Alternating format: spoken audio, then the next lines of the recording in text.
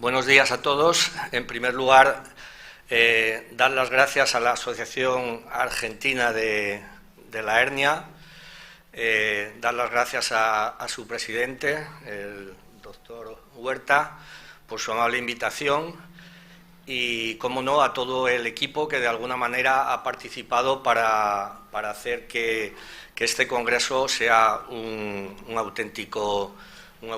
éxito, ¿no?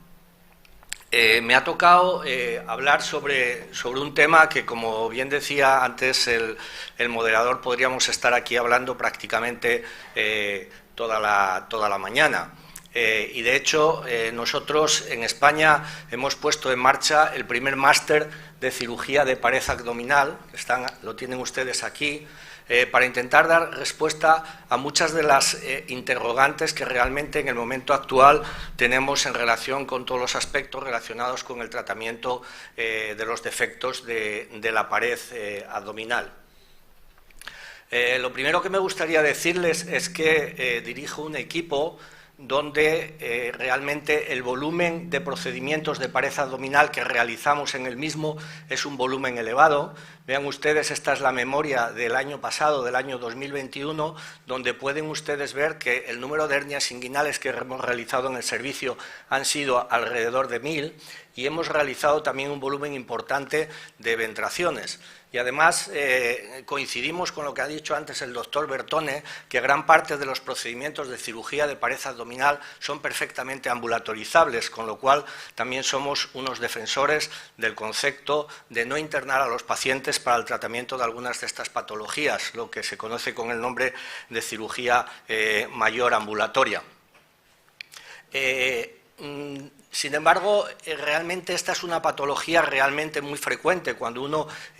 pregunta en las encuestas, vean ustedes que la gran mayoría de los especialistas en cirugía general y de aparato digestivo no operan trasplante hepático, ni cirugía pancreática, ni esofágica, sino la mayor parte de los cirujanos generales lo que hacen son procedimientos de cirugía de pared abdominal. Pero a pesar de ser una patología realmente tan prevalente, seguimos teniendo problemas con ella. No tenemos bien resuelto todavía a día de hoy, a pesar que durante todos estos últimos años hemos mejorado muchísimo, seguimos teniendo un porcentaje alto de recidivas en nuestros pacientes. Algunos de nuestros pacientes tienen dolor inguinal crónico y, por lo tanto, yo creo que tenemos que llegar a un intento de consenso sobre cuál es el tratamiento mejor para los pacientes que tienen hernias inguinales, y esto pasa por intentar estandarizar las técnicas quirúrgicas, cosa que realmente no siempre es fácil, porque digamos que de los aspectos que creemos importantes para definir cuándo una técnica es ideal para la reparación de la hernia inguinal, bueno, pues ustedes lo tienen ahí y no voy a insistir mucho, pero sí que es verdad que deberíamos de buscar una técnica que sea sencilla, que sea rápida, que sea reproducible y, sobre todo, yo creo que es un aspecto muy importante, y es que no tenga eventos adversos graves. Yo creo que la cirugía de la hernia debemos de manejarnos con unas tasas de mortalidad prácticamente del 0%, cuando estoy hablando sobre todo en relación con una cirugía programada. Por lo tanto, yo creo que este es un aspecto importante, la incidencia de eventos adversos en relación con las técnicas quirúrgicas que realizamos a nuestros pacientes. Pasando a analizar algunos aspectos que yo creo que son importantes en el tratamiento de las hernias de la región inguinal, yo me he basado fundamentalmente en las guías que hay actualmente publicadas en la literatura y también en la mayor parte de los registros a nivel internacional. Vean ustedes cómo, en relación con el tema de la profilaxis antibiótica, la mayor parte de las guías no recomiendan el uso de antibióticos, sobre todo cuando el procedimiento se hace por vía láparo-endoscópica, y digamos que existe un poco de disparidad en cuando se hace cirugía con prótesis por vía abierta, algunos lo recomiendan y otros no. En cuanto al aspecto que muchas veces se toca poco en relación con la anestesia y la cirugía, yo creo que este es un aspecto también muy importante, porque, por ejemplo, algunas guías, como la Guía Europea de la Hernia, recomienda que el procedimiento anestésico de elección en la cirugía de la hernia debería ser de la anestesia local con sedación a medida. Sin embargo, la realidad en el momento actual, como dice la base de datos danesa, que a pesar de que los beneficios del uso de la anestesia local están absolutamente contrastados contrastados en relación con otros procedimientos anestésicos, como son sobre todo la anestesia general y sobre todo la anestesia raquídea, que para ellos debería de estar como última opción, la realidad es que luego muy pocos cirujanos en su práctica clínica habitual intervienen en las hernias utilizando anestesia local y sedación. Este es un aspecto importante de reflexión. Y en cuanto a los aspectos relacionados con el propio tratamiento quirúrgico de las hernias de la región inguinal, hemos de decir que realmente la reparación sin malla se ha ido reduciendo en nuestra práctica quirúrgica diaria de una forma importante y solamente en algunas condiciones muy especiales, como en aquellos casos de pacientes que rechazan el que se les coloque una malla o en entornos de bajos recursos, pues realmente estaría indicada una reparación desde el punto de vista anatómico y en el cual la técnica anatómica ideal, el gold estándar, sería la herniorrafia de Schuldeis. La mayor parte de los cirujanos en el tratamiento de las hernias de la región inguinal recurren al uso de mallas, al uso de materiales protésicos, y luego aquí entramos ya en los debates relacionados sobre qué técnica desde el punto de vista de cirugía abierta es mejor, y en ese sentido parece que la hernioplastia de Lichtenstein tiene claras ventajas en relación con el uso de las técnicas de malla tapón, que la mayor parte de las guías en el momento actual no las recomiendan, sobre todo porque luego si hay que hacer un procedimiento laparoscópico esto dificulta bastante el procedimiento, y sin lugar a dudas han entrado de forma muy importante todos los procedimientos láparo-endoscópicos, tales como el TEP o el TAP, donde en el momento actual se recomiendan en el tratamiento de hernias inguinales bilaterales, hernias recidivadas y también incluso en hernias inguinales primarias. En cuanto al aspecto de debate del tipo de mallas que debemos de utilizar en la reparación de las hernias de la región inguinal, pues bueno, yo creo que en la mayor parte de las guías y en la mayor parte de los registros parece que está claro que en aquellos pacientes que tienen defectos mediales grandes,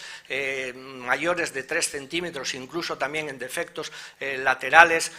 las mallas más recomendables son las mallas de alta densidad, y también existe una recomendación fuerte, una recomendación alta en cuanto a la fijación de las mismas en este tipo como les digo, de defectos. Yo creo que en esto la mayoría,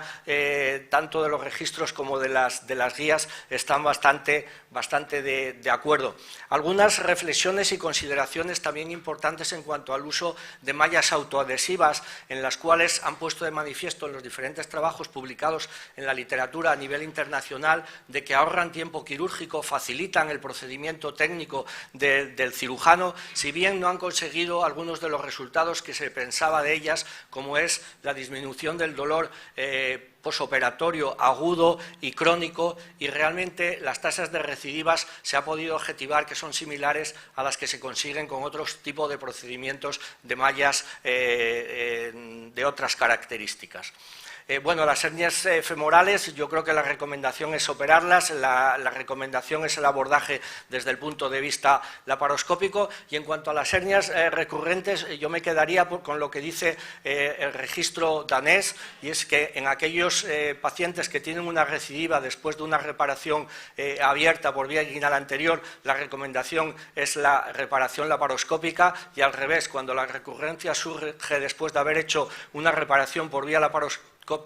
el abordaje debe ser el abordaje inguinal anterior, la reparación de Lichtenstein. Esto es una encuesta que se hizo a través de la revista hispanoamericana de hernia muy reciente, en el año 2022, y donde en realidad pone de manifiesto qué es lo que hacen los cirujanos españoles y los cirujanos hispanoamericanos en relación a una serie de preguntas. Y, por ejemplo, cuando se les pregunta que cuál es la técnica estándar para la cirugía abierta de la hernia inguinal, pues vean ustedes cómo la mayor parte de ellos eligen la hernioplastia de Lichtenstein. En aquellos casos en que indica una intervención de una hernia inguinal por laparoendoscopia, pues realmente cuáles son sus indicaciones, fundamentalmente en hernias inguinales bilaterales o recidivadas, son las respuestas más altas. En cuanto a la fijación o no de las mallas, vean ustedes cómo la mayor parte fijan las mallas con sutura, y en cuanto a si conocen la guía de la European Hernia Society, vean ustedes cómo hay un porcentaje importante de cirujanos que no la conocen o que no la siguen. sigan. No la siguen. Y ya para finalizar, me quedan dos últimas diapositivas, que es donde quiero poner un poco el foco como conclusión y resumen de esta exposición que he hecho. Y es que yo creo que tenemos que cada vez más centrarnos en que el centro en el tratamiento de las hernias de la región inguinal no somos ni los cirujanos, ni las mallas, ni la tecnología. El centro realmente es el paciente y cada vez más tenemos que incorporar de alguna manera la voz del paciente en el qué se debe de hacer en el tratamiento quirúrgico de la hernia inguinal. Cada vez más son los pacientes los que de alguna manera nos intentan decir qué es lo que quieren. Y siguiendo esta frase del doctor Korkeling, yo creo que es muy significativa, donde de alguna manera se dice que el tratamiento de las hernias de la región inguinal no existe un único tratamiento, sino que deberíamos de hacer una especie de traje a medida en función fundamentalmente teniendo en cuenta las preferencias del paciente, teniendo en cuenta el tipo de hernia al cual nos estamos enfrentando y también, como no, las habilidades técnicas y la experiencia del propio cirujano. Por lo tanto, tenemos que conjugar todo esto para, de alguna manera, ofrecer, en el caso concreto y de forma individualizada al paciente, el mejor tratamiento o la mejor opción técnica. Y en este sentido, a mí me gusta poner esta frase de aquí, en la cual, simulando un poco, no sé si hay gente en la sala que son cazadores, pero digamos que el expertise del cirujano en pared abdominal y en concreto en el tratamiento de las hernias de la región inguinal pasaría por intentar conseguir lo que yo llamo los 4 grandes, ¿no? Y es que tenemos que ser capaces de que si un paciente viene a nuestra consulta y nos dice que no se quiere poner una malla, tenemos que ser capaces de poder ofrecerles una técnica de reparación anatómica. Y en este sentido tendríamos que saber hacer la herniorrafia de Suldáis. En segundo lugar, tenemos que ser capaces de ofrecerle una hernioplastia inguinal abierta anterior, donde yo creo que en estos momentos la técnica más ideal, el gold estándar, es la hernioplastia de Liechtenstein. Sin lugar a dudas, tenemos que dominar el abordaje laparoendoscópico y por lo menos saber hacer o un TEP o un TAP. Y también yo creo que tenemos que saber hacer el abordaje preperitoneal abierto por vía posterior, puesto que hay determinado tipo de pacientes en determinado tipo de situaciones, como son la cirugía de la hernia inguinal en situación de urgencias, la hernia complicada, donde realmente este abordaje es un abordaje excelente. Por lo tanto, si yo tuviera que valorar a un cirujano y para considerarlo si es experto en la cirugía de la hernia inguinal, le exigiría o le pediría que fuera capaz de alguna manera abordar estas 4 técnicas quirúrgicas. Muchísimas gracias. Muchísimas gracias, doctor.